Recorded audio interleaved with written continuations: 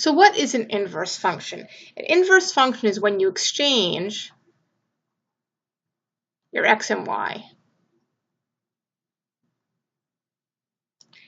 So if you have a point xy in a function, in your inverse function, your point is yx.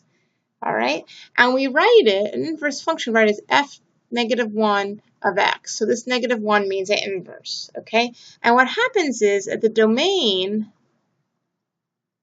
of f of x equals the range of f inverse of x. And the range of f of x is the domain of the inverse of x, f. And also what we should know is really what happens, it's a reflection over the line y equals x. If you remember that line when you did geometry, so here's your graph, it's reflecting over that line there. So let's look here. If I want to know what the inverse is, this is pretty easy. My inverse is I take the first point and I flip the x and y. Second point, flip the x and y.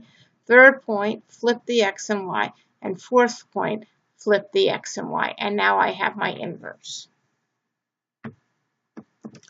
If I want to graph an inverse, like I told you, it's reflection of this line, y equals x. So I have to look and see, well, I know that these points are going to be the same, right? But on this side, if this point is here, it's really going to be here. So it kind of looks like this. And that point is going to be up here. So it's going to kind of look like this, and it's going to go out. But it's like a reflection over y equals x. So if you were given a graph and you had points, like here, you would find the inverse points, and then you would graph those as well.